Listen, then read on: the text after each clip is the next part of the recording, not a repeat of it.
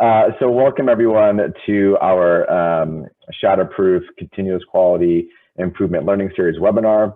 Appreciate everyone making the time to be here. My name is Angad Buttar, and I'm an Assistant Director for State Engagement here at Shatterproof. What I'll go ahead and do is go over a few quick housekeeping items.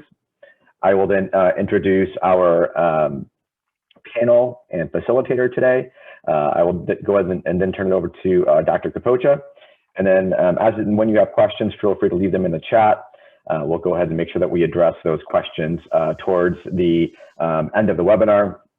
And then we'll go over a few quick slides at the end as well, just by way of Shatterproof updates. So please don't forget, keep yourself on mute if you're not speaking. As I mentioned, feel free to leverage the chat for questions that you might have. And then I did want to let everyone know that the session is being recorded and will be on our posted on our Shatterproof CQI website, treatmentatlas.org/CQI. So at this moment, I'd like to take a few minutes to introduce our panel today. First, we have Dr. Dixie Brown. She is the owner and executive director of Willow Pace for Women. It's an integrative medicine practitioner, passionate about helping individuals who seek recovery from substance use and mental health disorders.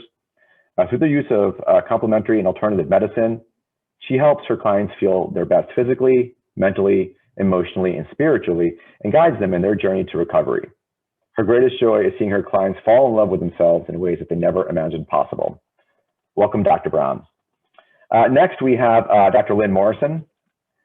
She was appointed as the Chief Executive Officer at Brandywine Counseling and Community Services back in 2009. With more than 20 years of experience in behavioral health and substance use treatment, Dr. Morrison has guided Brandywine to reach substantial growth in funding and programs. In her tenure, funding growth has increased 20% and program growth has increased more than 10%.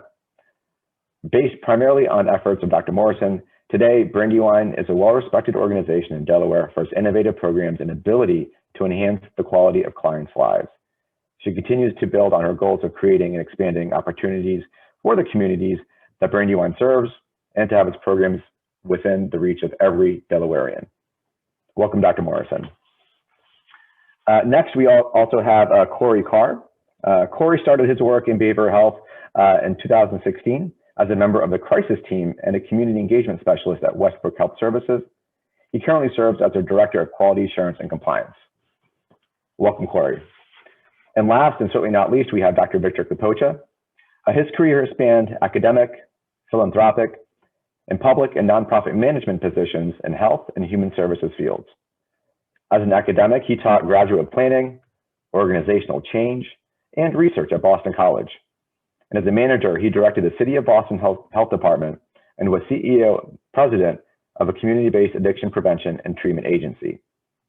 In philanthropy, he led efforts to improve quality and access to addiction and related health services at the Robert Wood Johnson Foundation and Open Society Institute. Dr. Kapocha is currently consulting, speaking, and writing on behavioral health dimensions of care and integration, performance measurement, contracting, and payment. Also quality improvement and increasing access to care. His consulting has included projects in Vietnam and Russia, as well as state governments and domestic health organizations. Welcome, Dr. Kapocha. So at this time, I'd like to turn it over to Dr. Kapocha.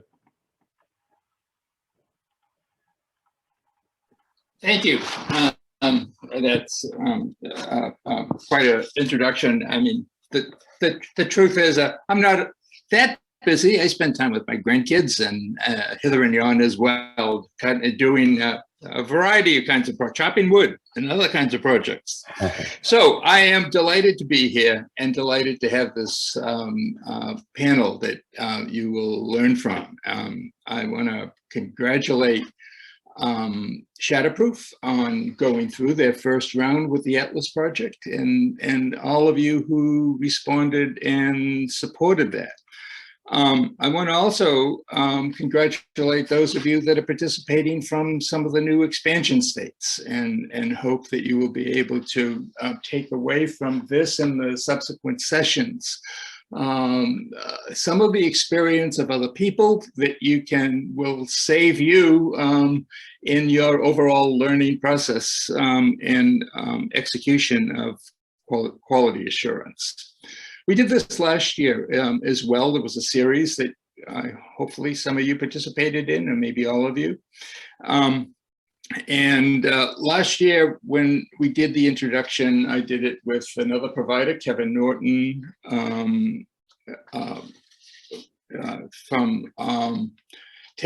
who's in Tennessee.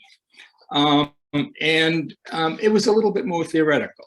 Today, we want to be more grounded, more hands-on, and we have three providers to do that you've been introduced to. Can I have the first slide, not the title one, but the next one aimed back? If we share screens. It's also good to see some familiar names among the participants today, and hopefully we'll have a chance to interact as we go along. Next one. Okay, so this is the outline for our presentation, and what I'd like to do is go over reasonably quickly the takeaway. When you are done, when we are done collectively today, and what we'd like to be able to do is be reasonably efficient so that we have anywhere close to 30 minutes for overall engagement and discussion. When we are done, we would like to be able to know that there is some discussion of and understanding of the advantages and disadvantages of some different context for how you organize quality improvement within your organization, and that will vary according to whether your organization is multi-sites or single sites, whether or not your organization is single or dually focused in terms of types of interventions, or offering a broad multiple continuum of care involving a range of intensity of interventions. So that's the first takeaway. The second takeaway is that we walk away with a better understanding of the way in which to focus a quality improvement initiative. What's the target? Why those targets are important? How to select those targets? What to do with those targets? How to move from one to another? The third takeaway has to do with understanding the indicators or measures for those targets that you've selected. What are they sourced? Have they been validated? Have they been tested? What's the access to the data that's involved in what's the access to the data that is involved in benchmarking those particular measures that you have selected? And the fourth item of a takeaway is to go through as in much detail as we can in our allotted time the actual operation of a quality improvement process. Where's the leadership from? How often do you meet? Is there a model protocol that you use? How are results distributed? Who are they distributed to? What are the action steps that the distribution lead to? And the fifth, and really the first at the same time, takeaway is, how do we build and conduct a quality improvement process that takes into account at the beginning and at the end the patients that you see? That this be a patient-based, patient-driven system and and approach. So we'll then get into the questions, comments, and open discussion. I think let's jump into our topic. So if we could go to the next slide.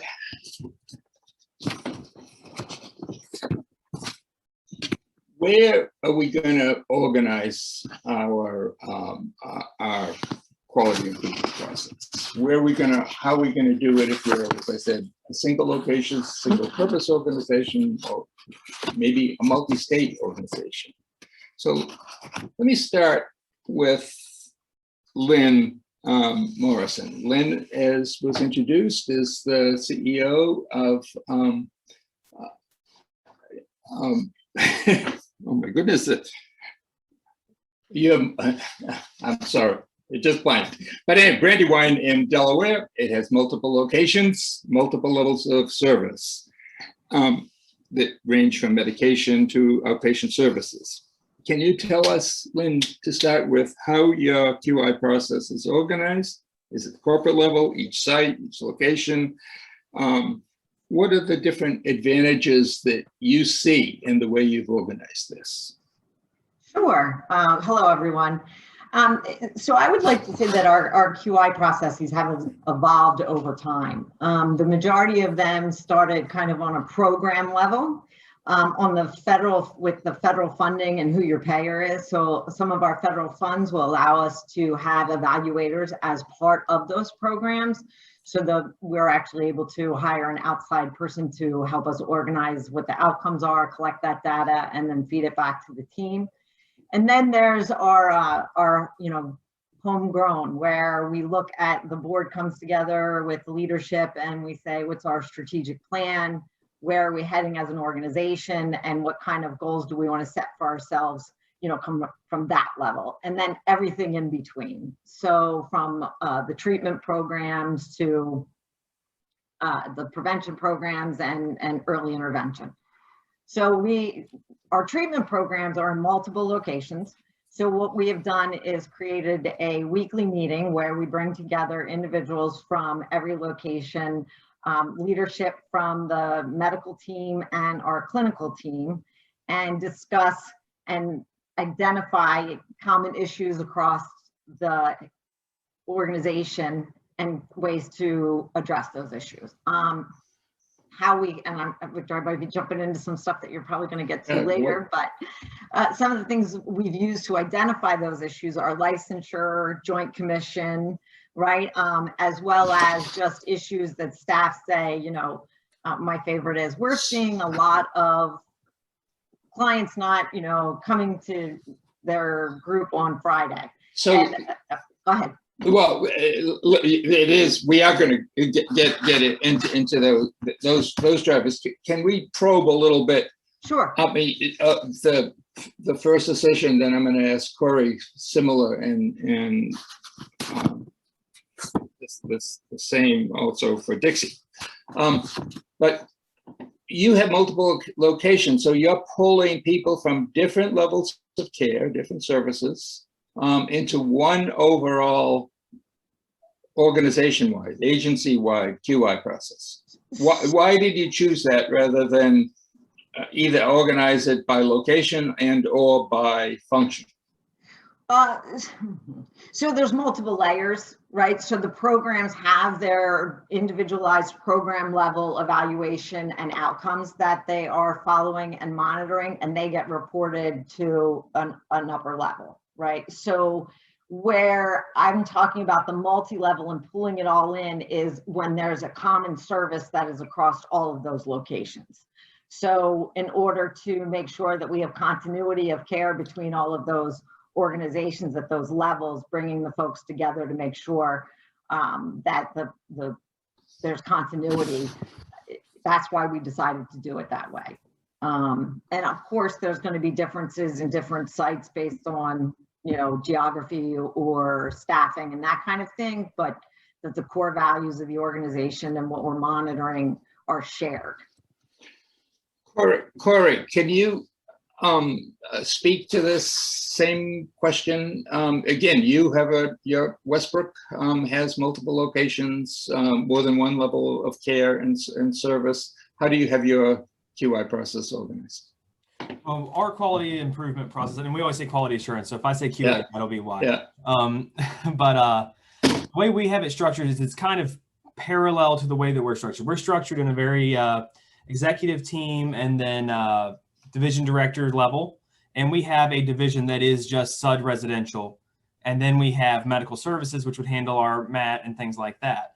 So under those two different divisions, we're able to use mostly my position to coordinate between the executive team and the division and program directors below that in order to assess what's going on in different areas.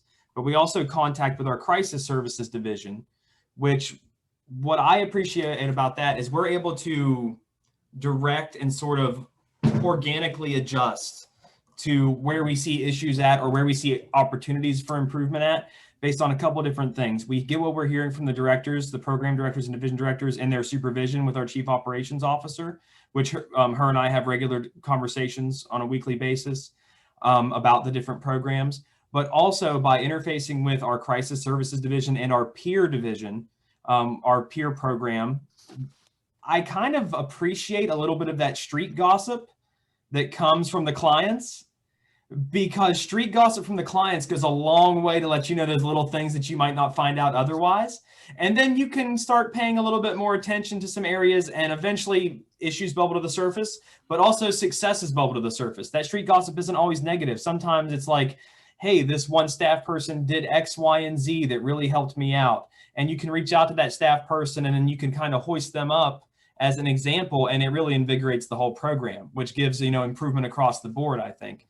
And especially since something that we talked last year theoretically about that we've been able to implement even during the dreaded COVID word, what we've been able to implement was that idea that we have a detox, a 7-day to 10-day detox center. We then have our 28-day rehab center. We then have our longer term centers through our Genesis and Exodus programs. And then we have our IOP, relapse prevention, our outpatient programs, as well as a concurrent MAT program with that. And our goal through all of that was to put people into that system and kind of track them and bring them through the whole process. Because what we've seen is the longer someone's in treatment, the better they do. And through our feedback from clients and seeing that success, our peer program is made up entirely of people that we have hired who went through that process. Yeah. So they've now gone full circle. They've hit 2 years of sobriety and they've become staff. And it's been a huge success for us. Now, my job as privacy officer, there's a few more bumps in the road because there's a few things there. But for the most part, for our quality improvement, we really like an organic approach. Take a little bit of information from everywhere you're getting, and then report that. We have a monthly QA meeting with division levels and program levels. And then I have a weekly meeting with the COO and the CEO. Okay. So Dixie, you have a program, an organization that is focused in a very targeted way on women. You were eloquent in describing what your expected outcomes are. My understanding is there's both a counseling clinical level and a residential level in your organization. How do you have the QI process or QA process organized? What is it organized any different from what we've heard so far from Corey and Lynn? It's really not. Even though we only have one location, we really are bringing from the different departments, the medical director, the clinical director, our med tech is involved. We have a quality assurance manager, a housing supervisor, and an administrative supervisor. So they're all coming together and bringing their expertise from their area of service to our monthly and weekly meetings. Okay, so what I've heard, and I'm gonna pull together and synthesize a little bit, is that each of these processes in some ways is organic. They are not static, they do evolve. Two, that there's some significant both internal and external drivers of how they are organized. The funders were referenced once. I think the licensing and sanctioning bodies, I don't know, were referenced, but were there. The strategic planning process was referenced. And certainly, I think the patient both need as well as input was mentioned. Organizing in a feedback system. So it seems that the prevailing way of organizing systems, at least is represented in the three organizations we have here today, is more or less of a centralized cross-cutting form of organization for the QI process. So let's move now to what you are actually focused on. And I assume that that focus is going to vary over time. We can begin to think about focuses in terms of the well-being of the patient, which is different from what the patient experience is in your organization. Hopefully they parallel each other, but they're not exactly the same thing. It can focus on efficiency and accuracy of a workflow and a workflow issue. You know, how do you get people into your system? How do you move them from one level of intervention to coordinate with another or another need? It could focus on what the staff experience is. It can focus on how you position your service relative to others, not only in your organization, but in your community. It might focus on adverse events, as well as risk management or other issues. So let me start this question back with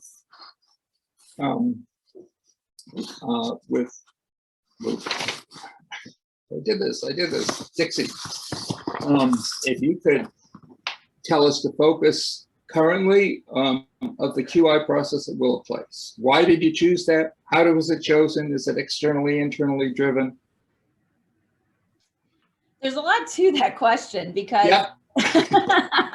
because currently we're trying to have a really nice balance between client care, human resources, and environment of care. So we're really trying to balance all three of those areas and maintain quality in all of them. And what we found along the way is, Victor, you mentioned earlier, like talking about our opportunities for growth as well as our successes. And one of the ways that we found our focus was by dropping the focus of something else. We noticed that when we weren't paying as much attention to human resources and our staff, and we were paying attention to the quality of care for the client, the staff became overwhelmed. And then we found that if we were focusing too much on the staff, then we weren't focusing enough on the programmatic design and ensuring the quality of care of treating women with, eating disorders and substance use. So it was finding a really nice method of looking at the different types of admissions we had, the discharges, the reasons that we had particular discharges, the incidents that we had along the way, chart auditing, measurement tools. We'll talk about that later. But initially we were internally driven, but then we decided Joint Commission accreditation. And so then there was an external drive. The payer is also an important piece of that puzzle because there's a particular number of hours of service. There's particular things that are evidence-based versus those that are not evidence-based. How do you integrate those two? I'm an integrative medicine practitioner. So a lot of the things that I do, acupuncture, yoga, meditation, mind, body skills type stuff isn't quote evidence-based for insurance companies. So how do we integrate that into our program and still provide evidence-based practice and also enough hours of service? So all of those together, it was a real challenge to really figure out how to do all of those pieces. So we had to have a lot of people involved. So each person on our quality improvement and quality assurance team is responsible for a particular part of this process. We bring that all together, and then we often spend hours on Tuesday afternoon going through this information, looking at employee surveys, client surveys, talking to clients specifically, talking to employees specifically, looking at environment of care. If the environment isn't nice, then there's going to be a distraction from service. So Dixie, can I ask, within that, because you've gone through a significant range, and so you've got more than a full plate, is what strikes me. Yeah.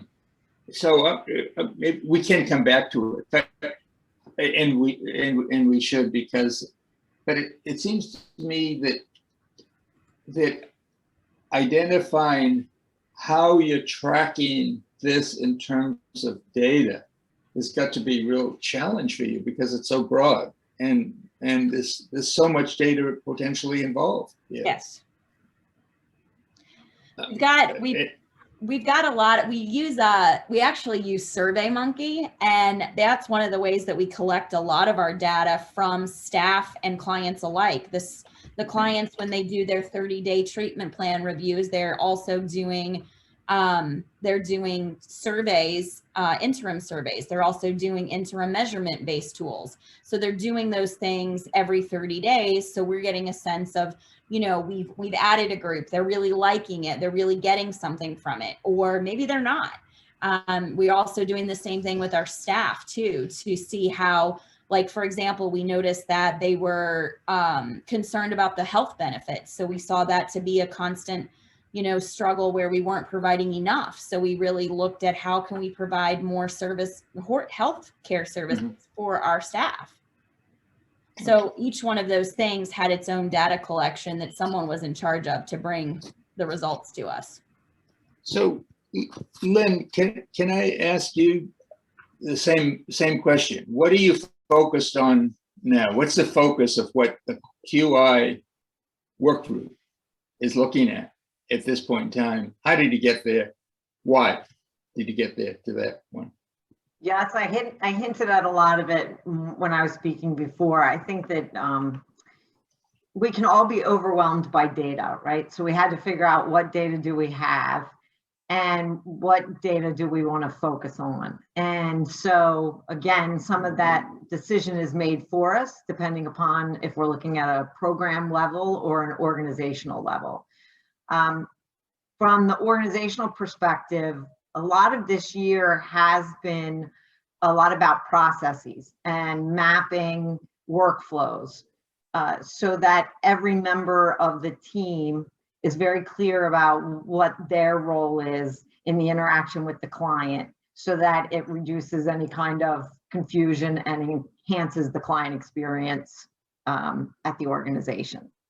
So that's one of the things that, and we decided to focus on that because I kept hearing from staff surveys and such, the need for solidification of policies and procedures in a visual mapping kind of process where they had something they could pull on and use for training, all of those kinds of things to keep the continuity. Okay. Corey, would you add anything in terms of focus that's different at Westbrook at this point? At this point, we have a couple of different things going on. We had a lot of growth in 2020, kind of 2019, right before the pandemic hit. So we just opened new locations as we expanded. We had looked back. Our first problem was, and of course, we're right here in the Mid Ohio Valley, ground central for the opioid epidemic. And what we wanted to see was, we realized the issue was people were dropping out of treatment during transition between programs. And so when I first came into this position, that was one of the things I was tasked with, how can we improve this? So I did a retroactive look, and I wanted to say, where are they falling out at? Where are we losing these people at? And we found out it was at that transition point. So then we started looking, and we let that kind of inform our growth in a way. So what's something we don't have? Well, we don't have residential beds for men. There's nowhere for men to go after 28-day treatment. It's hard to find. It's just, there's not a lot of that around. Yeah. So we opened our Exodus program. Well, we're losing people in the 1 week gap between 7-day detox and 28-day program. So what can we do there? So we look for funding and payer sources. We start a peer program to kind of guide and engage those people between those treatment levels. We kind of did what we identify a problem, look for a possible cause of that problem, follow our good old scientific method with trying out a variable to see if that fixes the problem. And if that doesn't work, you toss it out and we try something else. But luckily, find a nice wood to knock on, we've generally identified a lot of those problems. And as a result, I mean, we look at surveys, we listen to client feedback, but I'll tell you, the main client feedback that I see that is a real item for me, lets me know what's going on. What's our no-show count this month? How many people are showing up to their appointments? Once you get them to the outpatient level, if you're keeping that low show count below a certain threshold, below a certain percentage, I think we managed to drop our no-show count for med services down from, it was roughly, I think we were at about 40% to where now we're below 20%. So I think, go ahead, I'm sorry. And that's just from, creating a program like the peer program where they're just making contact with somebody once a week, reminding them, hey, make sure you follow up on this. Do you need a ride here? West Virginia, everything, we measure stuff in time it takes to get there as opposed to miles. Yeah. So, when someone lives just outside of town, well, that's 35 minutes away and a bus isn't running that far. So whenever you start identifying those issues and you're sending people out to get them and you're seeking grant funding and other funding sources that supply that need, you're really able to prop up your regular programming.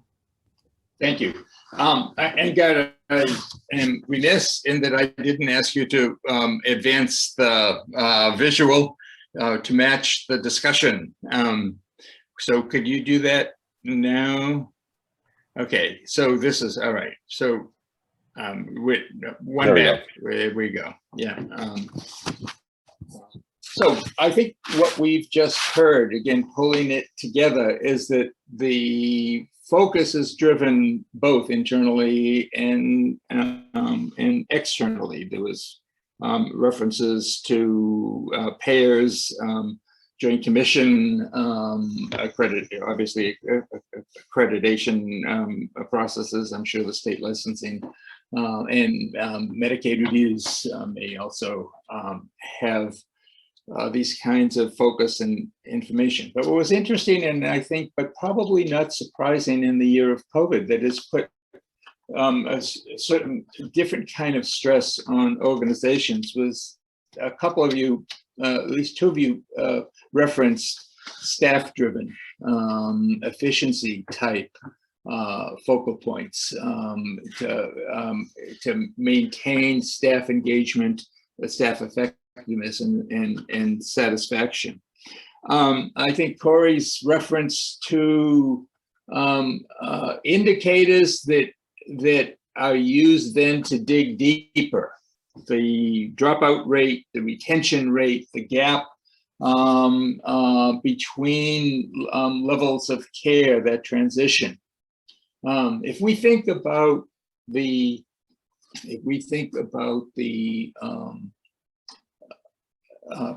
eight principles that Atlas's Shatterproof is advocating, they lead directly to focal points and that have an impact on both patient well-being as well as the processes for patient patients, getting them in quickly. So, we didn't hear anything in terms of this relative to the risk management kinds of issues. Although I think someone mentioned the potential to look at adverse events, and I think in organizations as it ties more to the healthcare system, that dimension of an impetus for quality assurance is also going to become very important. So can we have now the next slide, please?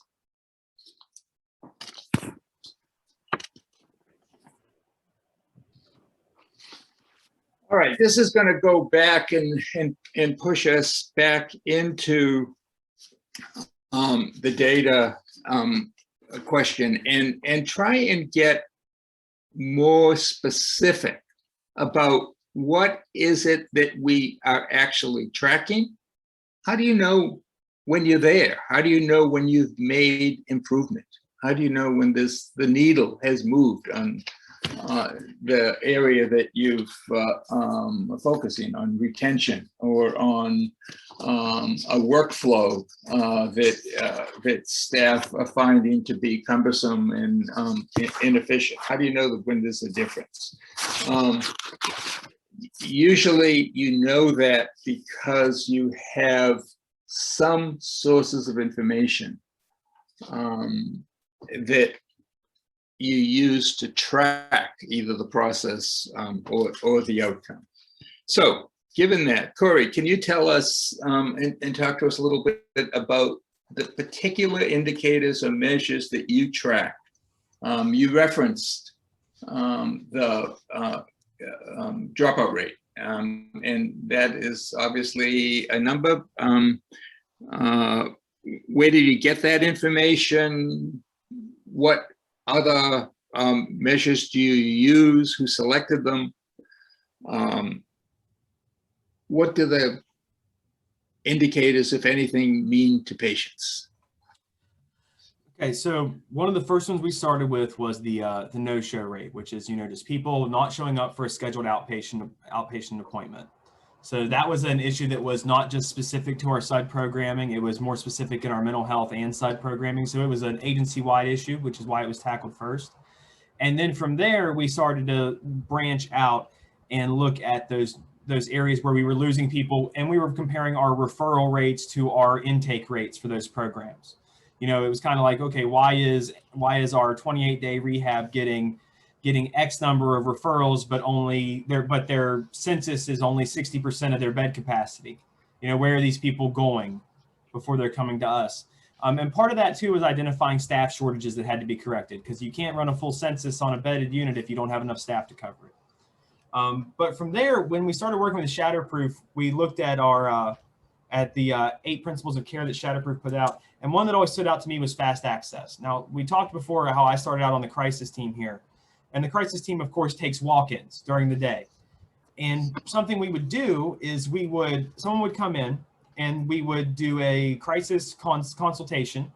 And I would basically, get a full history on the client, get a complaint of problem, more or less an intake by a non-physician is what we would sit there and do, and spend almost an hour with the individual. And then when we were done, we'd say, okay, well, thank you for coming in. We're glad you're doing better. We've got you set up for your intake appointment on this day. So we would do an intake, and then we'd send them home with the plans for them to come in and do a billable intake. And then they would never show up for the intake because it was a week later or 3 days later. And then we also identified the fact that the same credentials required to do the intake were the credentials required to be a crisis worker. So we literally could have done an intake the day they walked in. So that's why we made the transition to, for fast access, we have same day access now.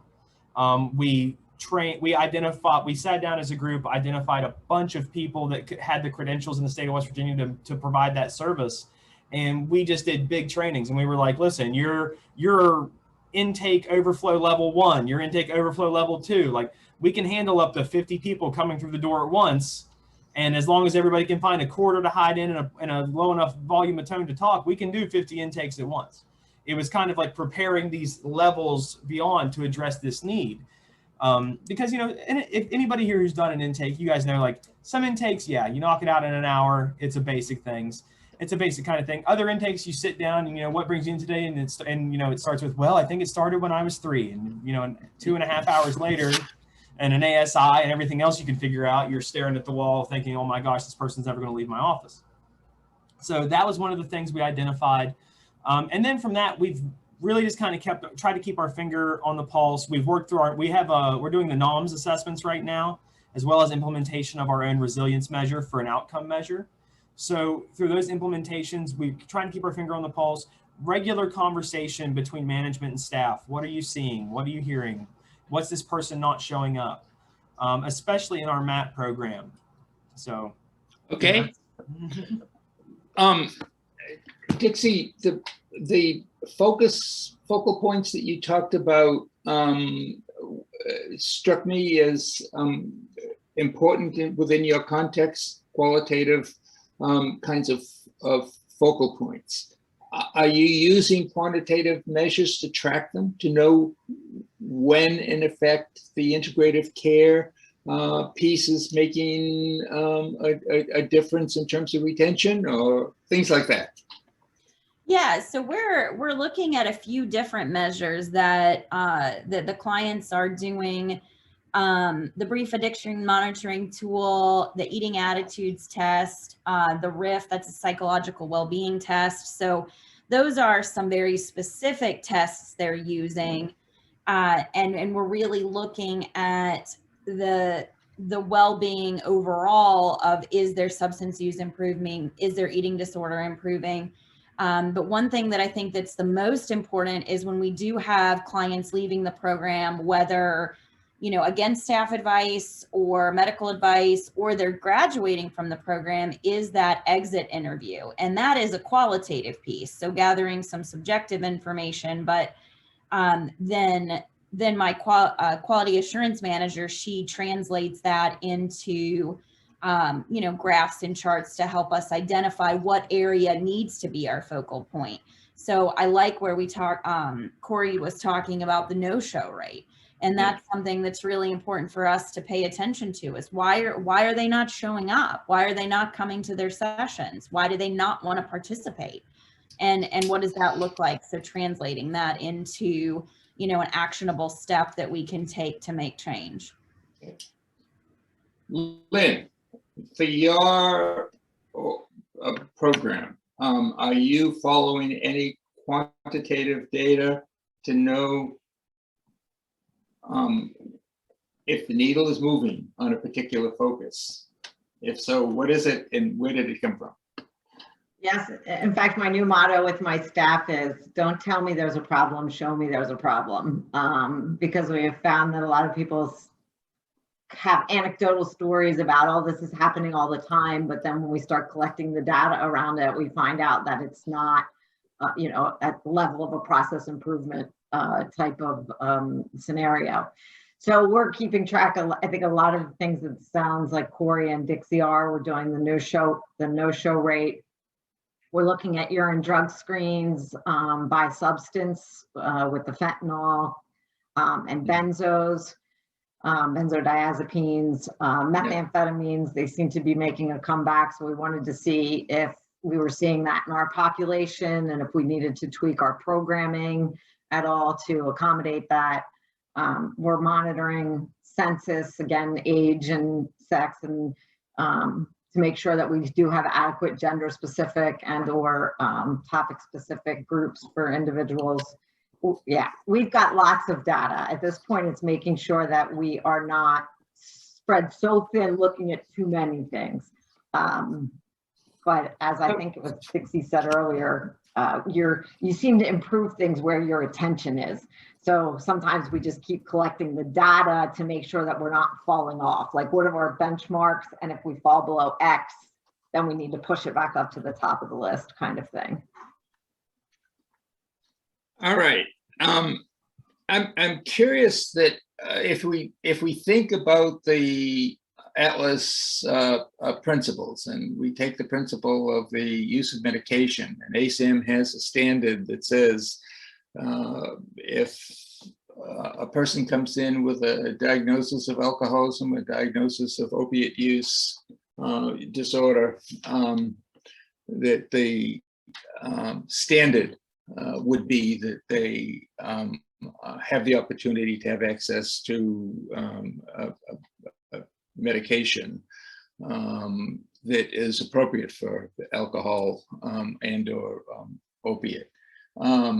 There's another principle that has to do with transition to both other levels of care in terms of immediate as well as the coordination with primary care. Those are types of data that you may have available either in your billing system or in a state reporting or other reporting data management system, or within your payer source reports. Do any of the three programs represented here use those kinds of data points at this time? One thing that I like to track is, as peer programming has become available in the state of West Virginia, we've had a lot of small organizations pop up throughout the community, providing peer support services. And so one thing we've been keeping an eye on is, who are we referring to when someone doesn't want, if our peer services are full or they don't want to work with our peer services? What people are we seeing they're ending up with these other organizations, and how quickly do they end up back in our CSU for detox or back at our 28-day rehab? How quickly is the recidivism on their use? And because Parkersburg is a very big small town, a lot of the names of these organizations that are popping up are familiar. There are people that have been active in the recovery community, and I don't know, I can't speak for everybody, but something that we've been battling a little bit is in the peer programming, is helping peers learn the difference of what you could do as a volunteer in an AA-based program and what you can ethically do as a provider on a provider-based program. Because I think in a free voluntary setting, there's a lot of the ends justify the means. And in a provider setting, if the means violate ethics, you're not going to help anybody, because you're going to be sanctioned for that. That would be problematic. Yeah, and that's been a little bit of a tough place, but and that we're watching that closely. Who are the good actors in town that we can trust, that we can work with, that we want to develop an MOU with? That begins to get to a point which we can go into to the end of the next slide on benchmarking and how you benchmark your organization, if at all, and where you benchmark to in terms of different services. So it seems to me that what we've heard is there's a lot of internally generated, both qualitative and quantitative information that is used to measure and track improvements. I'm not sure that I heard in our example so far that there's a significant tracking of formalized, tested National Quality Forum or ASAM or National Quality Assurance Council indicators per se, although they may be implicit in some of what you're taking on and doing. Lynn, were you gonna say something? I think so. We've got the national outcome measures, which I think folks I heard Corey saying, and Dixie, I think you were mentioning some standardized testing, BAM, and then, we're looking at the PHQ-9. The other thing that we've just started trying to look at is a couple of the HEDIS measures. We've picked 3 of those, and we're trying to develop the reports that we will need in order to be able to adequately track those. Which ones are you looking at? We're looking at the screening for depression and follow-up. Yeah. And we will be using the PHQ, and we already use it, so we'll be using the follow-up PHQ-9s. Initiation and engagement in AOD treatment. Yeah. And then follow-up after hospitalization for substance use disorder. So we've tweaked Those are them great, to be specific to addiction. Yeah. That's terrific. Thank you for adding that. Can we go to the next slide, please? Yeah, Victor, I just wanted to point out a comment that was made in the chat. Valencia Donaghy mentioned that in their organization, they had the same process issue in terms of teams. She said that they created a team for each role and they got together to create a playbook. And this playbook includes everything role specific related with links to resources, trainings, and step-by-step guides. So I did want to just recognize that comment from Valentina. That's super. That may be something that we want to think about taking a look at and possibly sharing if they're interested and willing to do that in terms of peer learning. So our next slide is going to focus on big list of things, and we don't have this assigned anywhere, but in order to really go through and operate your QI system, there has to be obviously support. And I think in these organizations, we have responsible CEOs and directors, champions in effect, as well as operational leaders. But I'd like to hear, who is the operational leader in your organizations? How do you compose the team? The focus we've talked about, the source of data we've talked about, but we can come back to. Are you following a particular protocol? Are you using the NIATEX approach, which I suspect many of you have had exposure to? I know there's lots of organizations across this country that have had the exposure. It sounds like there's some rapid cycle testing going on. I'd like to hear something about that. What the role of patients, and then the impact of results. Who are these results going to? What are you doing with them? And then the extent to which the benchmarking question, you're able to use any of the quality assurance information and results that you're doing to benchmark where your organization is relative to others in either your market or nationally. And I mean, ultimately, I think that's something that Atlas has had some interest in doing, but it's a evolving and unfolding process. So let me start with the operational leader. Are you all that operational leader in the three of your organizations? Lynn, you want to start? And then would you also address what does your QI team look like in terms of composition? Sure. So our total quality management program, I think, is much larger, right? We have a group that looks at environment of care. I have an HR group and a safety group. So the one that I take the lead in is more of the systems group across clinical care issues. And the people, again, in that team are individuals from the different locations, leadership from our medical department, our clinical department, our QA department. And we invite individuals throughout the organization to participate for certain, length of time, depending upon what the issue is. Right. Yeah. If it directly relates to their job, no one knows better than the people who are doing it. Right. So we make sure we include them. And that has a lot of the NIATEX, a lot of the NIATEX principles involved in it. Absolutely. So I would say I kind of am a champion in the sense of making sure that we're doing it throughout the organization, using data to form our decisions and see if we're making the improvement that we think we're trying to make. I think if my recollection is correct, Lynn was one of the very early NIATEX adopters. Yeah, Brandy was in the first group. Yep. It was indeed.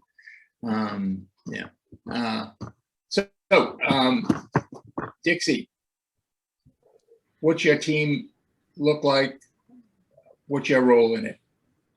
Well, I would love to say that I was the operational leader as it related to quality assurance. But to be honest, that's really Nicole Cifuentes. She is my right-hand woman. I am CEO. I look at, you know, overall everything programmatically, but she brings me the information. She helps me strategize.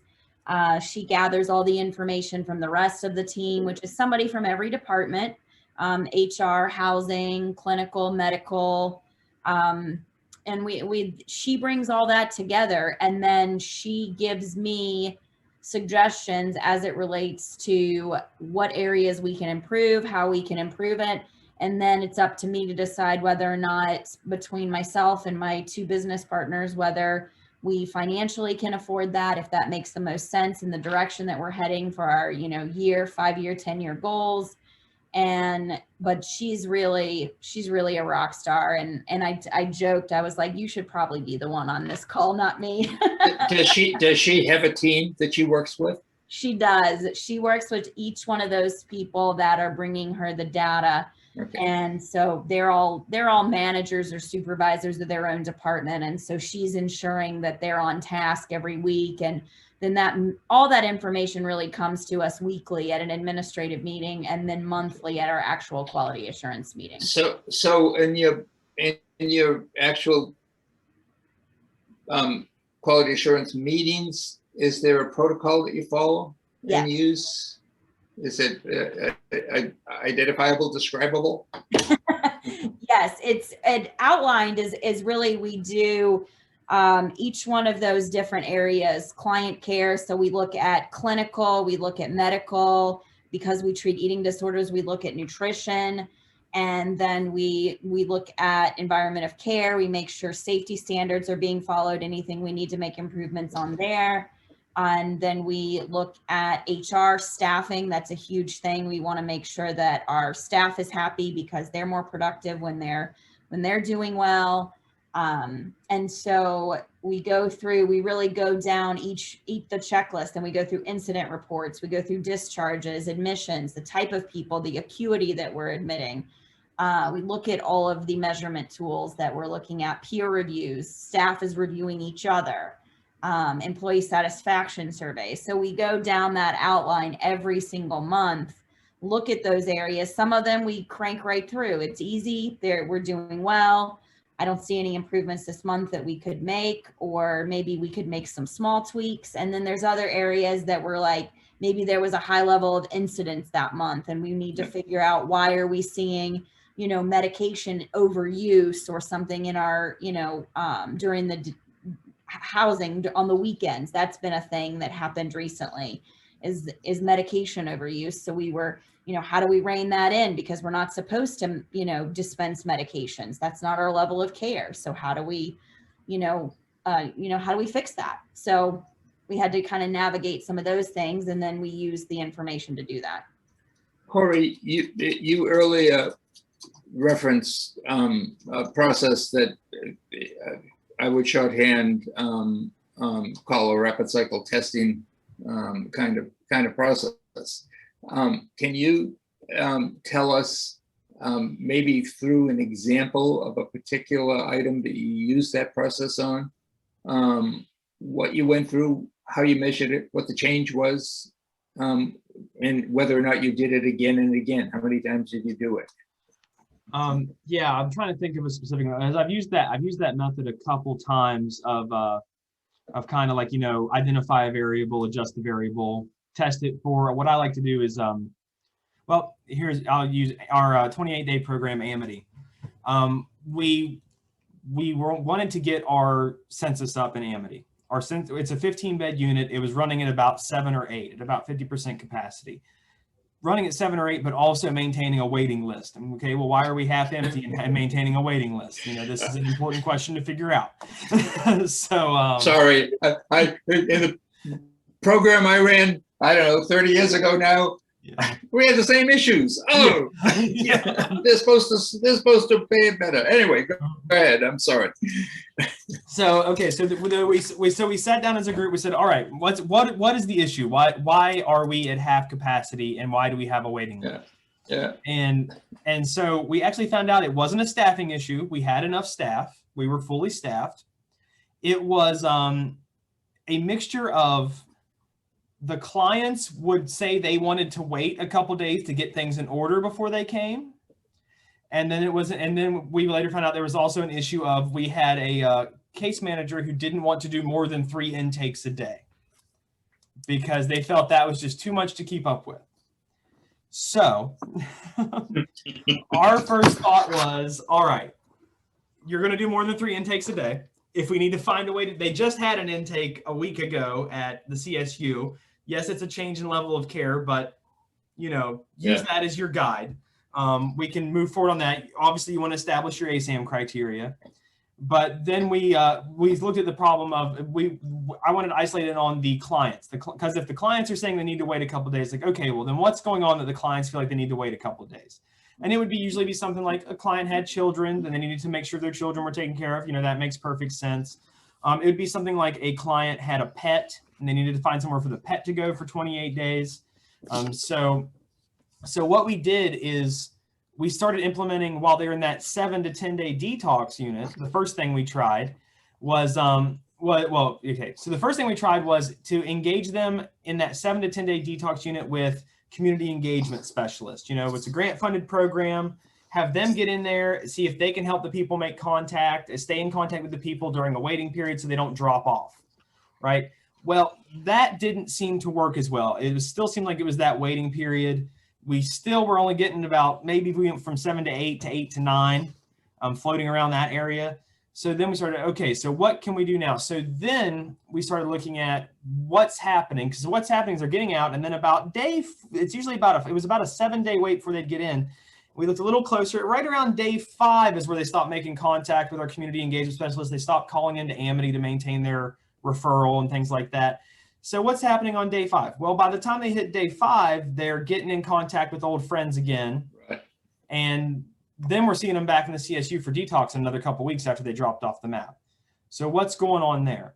So that's when we started to look at, okay, so we need to keep them engaged on a daily basis where it's not voluntarily up to them to contact, where we have more aggressive than maybe community engagement specialists. So then what we started doing was, all right, go ahead and we're going to have a case manager that's going to manage your case. That's going to handle your application to Amity. Maybe we can shorten that amount of time to get you in quicker. And in that same time, we started to utilize our peers, who the peers are of a lot more time or a lot more happier to go to someone's house and what's going on? How we doing? Hey, you coming down to, do you need a ride anywhere? Do you got everything you need? We started utilizing some grant funds to pay for. I've probably put more dogs up in hotels than I've stayed in. Okay, I'm gonna stop because I want to ask one more general question and then go. But what you just did, and just so let me abstract it a little bit for our collective benefit. What you just did is describe about either 3 or 4 cycles. I lost a little bit of track, but you went through 3 or 4 cycles to the point at which I stopped you from describing, and I assume it was eventually solved. Right. And every one of those cycles represented an intervention that was tried, and which then remeasured, concluded, adjusted, tried again in another form. So that cycle of trying, measuring, acting, and then changing till you get to that point is really at the heart of what we're talking about in terms of a process or a system of improvement. And obviously, the more specific the focus, the more specific the indicators that you use, then the easier it's going to be to track those kinds of changes. Final question before we go to the last slide. Does anyone benchmark with other organizations, any of the 3 of you? Yeah. Do you have any basis for that? My favorite benchmark is the Shatterproof website. I like seeing our percentages above the state average. I mean, to me, if our percentages are above the state average across the board, we're doing something right. Feel I should jump in here to note that we did not pay Corey. There was no monetary compensation. We did not bribe him to say that. We're over here Good. blushing. Great. Okay. Any other benchmarks that either Lynn or Dixie? And depending upon what we're looking at, we just research, you know, we go online and try and find what's the national average might be for something. And we definitely look for them because I'm again, to even define whether you have a problem or not, you have to know what you're comparing yourself to. Absolutely. I think it's really a critical kind of function and aspect of the overall process. And I understand this is evolving and so not everyone's going to have it in the same format and form. So can we have the next to last slide, please? Sure, Victor. And I just wanted to do a quick time check. So we're at almost a 2:15, and so just wanted to let you know where we are with timing. I think I'm going to just pose the question. Let's not go through because I think we've got a hint, and let's just open it up. But ultimately, the question is focusing on what's different in your organization because you've got a QI process. You know, what processes are different, what patient qualities are different, what organizational culture. I heard earlier several references to the impact that this has had on culture of the organization. I know that oftentimes several people have referenced this been financial improvement. In fact, there's research that demonstrates financial improvement when you make system improvements. And maybe in the question and answers, we'll get to that last point of what is the advice you'd give to someone who is just starting out? But let's stop there. Let's see what questions folks have, what comments you'd like to make from the audience. Maybe, Engad, if we could take the slides down and show the so people can go back to the gallery views and see each other. That'd be great. I'm happy to do that. There were just a couple of quick things I just wanted to provide by way of update, just from a shatterproof and Atlas perspective. So no, you're fine. You're fine. So thanks again for everything. Look forward to getting to the questions in a minute. Feel free to enter them in the chat as I go through a couple of just quick updates here. So first, as you may recall, treatmentatlas.org. Atlas itself launched back in July of 2020. So we are coming up on the 1 year since launch. Just be on the lookout. We're planning an event for that. I just wanted to sort of provide that as an update to folks here today. Also, Atlas expansion, I think we were mentioning that sort of earlier on in the call. So Atlas, as everyone knows, is currently live in 6 states that are highlighted in orange. So New York, Massachusetts, West Virginia, Delaware, North Carolina, and Louisiana. We are incredibly excited that we are spreading into Pennsylvania, New Jersey, Florida, and Oklahoma as well later this year. And those states will be live in Atlas early next year. And there are more states on the horizon. And so one thing that we wanted to also point out is since May 5th, the treatment facility survey is open for treatment providers. So you all should have received a link to the survey. And a quick reminder, the deadline to submit the results is July 30th. And just a quick reminder that you must complete and attest to the responses via the online link. We won't be accepting paper or PDF surveys. So just a quick update on that. Another quick and very important reminder that out-of-date information will be retired from the site in November. So if you submitted your survey last year, but you do not submit it this year, the information will be removed from the site. So please, please, please, if you haven't already, submit your survey for 2021. And then if you have any questions, we'll be including the link to our Atlas Help Desk site here available on the slide, which will be available on our site. Also, feel free to let me know if you have any questions with the link or survey link if you haven't received it as well. So Atlas questions listed here as well. If you have any questions regarding Delaware, Massachusetts, or West Virginia, feel free to contact me. For anything in North Carolina, my colleague Carolyn Davidson. And for any questions regarding Louisiana and New York, my colleague Leah Kaufman can be reached at her email address listed there as well. So again, thank you everyone, and we can open it up to questions. And again, a special thank you to Dr. Kapocha for facilitating today's session, and then especially to Lynn Morrison, Corey Carr, and Dixie Brown. Thank you for sharing the great work that you all are doing at your respective facilities. So I will stop sharing and we can open it up to any questions. I haven't seen anything new come into the chat. Comments or other experiences around some of the issues that we talked about. I'm happy to, I know I had a few questions while people are thinking. And so something that really came, I don't know if that's against the rules, but something that came to mind to me, for me, is I would really love to know if there were any kind of surprises that you had when you were doing quality improvement. If there have been areas where you really thought that you had everything on lock, and then suddenly you took some data and you realized that it was very different than you expected, or the opposite. You know, Lynn, to your point, where people were saying that something was going wrong, but when you took data, it was actually not as serious as you had worried. Good question. Any surprises among this group? I don't, so my nurses were very concerned about clients. Oh, Corey, were you going to go? Lynn, by all means, you go ahead first. I'm sorry. No. Our nurses were concerned about, we have a medically assisted treatment program, Methadone. The federal guidelines require us to have a certain number of drug screens a year.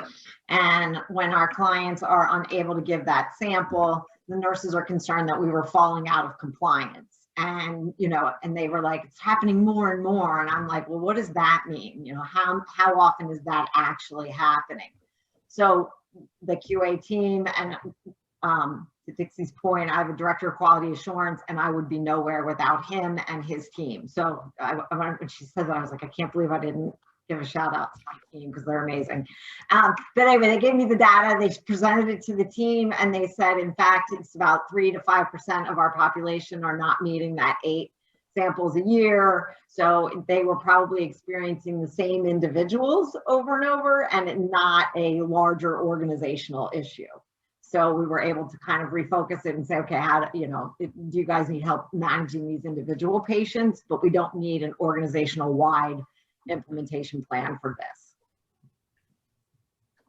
Corey, you were gonna add one. I'm jealous of 8 a year. We have to have 2 a month. But for our map. But anyway, the thing that always shocks me, and that I would tell anybody who's about to start a quality improvement project to be ready for, is unexpected pushback to changing something that seems very mundane in a program.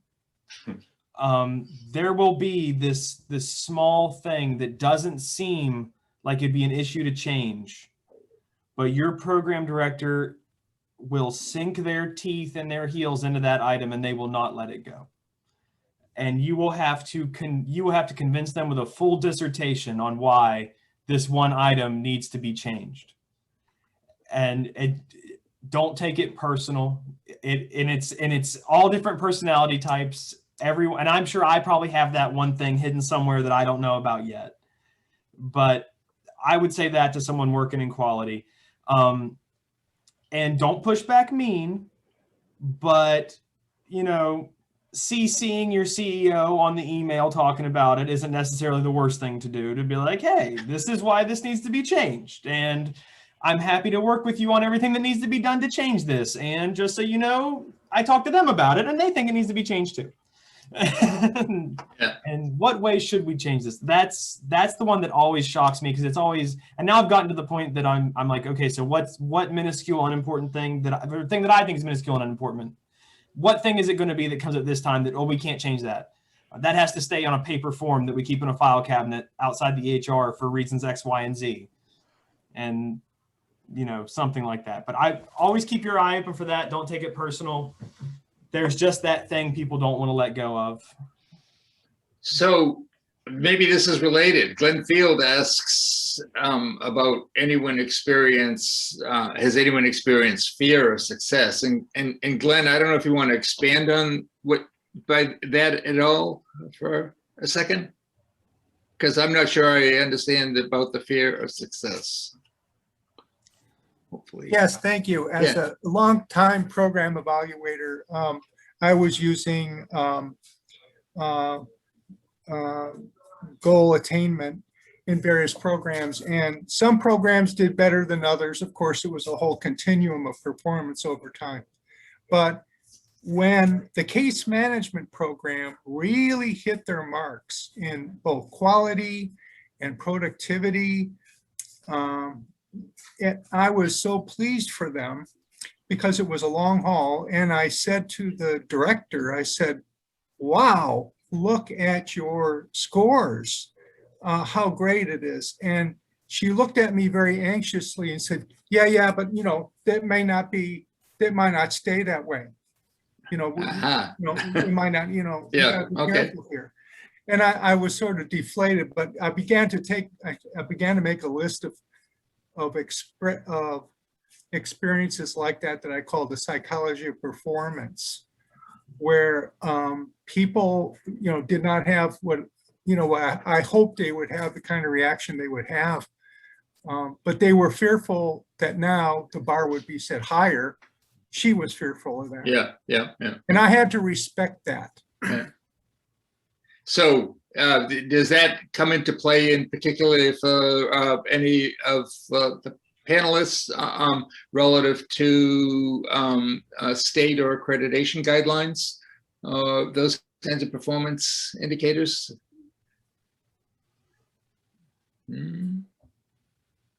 Success isn't a bad thing to, but the bar hasn't changed particularly. Any other comments, observations folks want to share?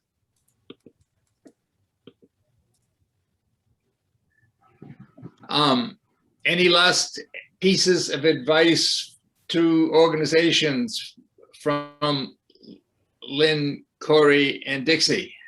Lynn, any last piece of, what would be your major piece of advice?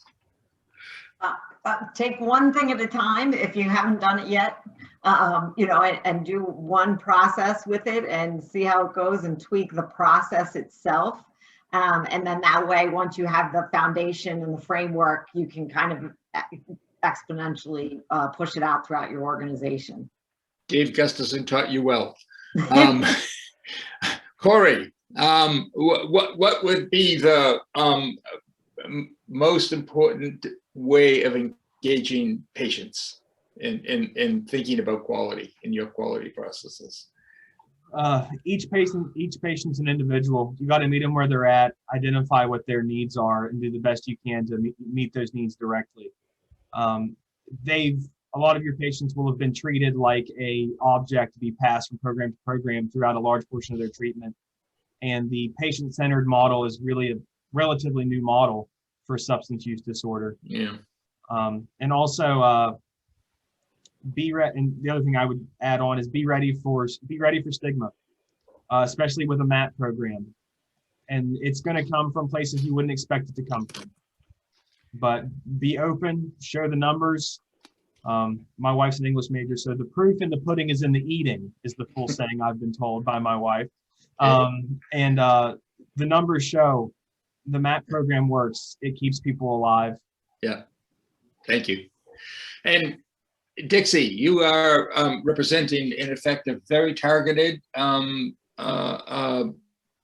population very different, and you've worked hard to put together a program that represents a sub part of the overall population. That's an issue overall in terms of ethnic, racial disparities and differences, as well as gender-related differences, sexual orientation differences. What would your advice be about the impact that putting together a targeted program that focuses on a different approach for a specific population be in terms of the implications for quality assurance? That's a big question. Oh no, it's a 2-minute. Come on. I know, right? And that's a good question. Yes, it is very targeted. And one of the things that, we started out is I think my advice is that, I didn't know what I didn't know until I knew it. And that was the hardest thing for us, is that we had such a passion for helping. And I think we all get into this field because we want to help people, and not knowing how to create a quality assurance and a quality improvement plan was in one particular state where we started our program. There was no requirement for that. We moved to North Carolina and there was a specific requirement for that. So it really changed the direction of our program and gave us an opportunity to really target and be specific and intentional about how we were going to help these women who had eating disorders and trauma, because that was the goal. That was the vision that Allison Chambers and I had when we opened this program. So that gave us the opportunity to do that. And now we can do it well. That's great. Thank you. I just want to, again, thank Shatterproof, Anga, Carolyn, and all for organizing this, Lynn, Corey, and Dixie for sharing your experience. It's been terrific to work with you. Anga, I'll give this back to you, and you can bring it to appropriate conclusion. Thank you, Victor. And again, thank you to Dixie, Lynn, and Corey again for your time, and for the attendees for taking the time as well.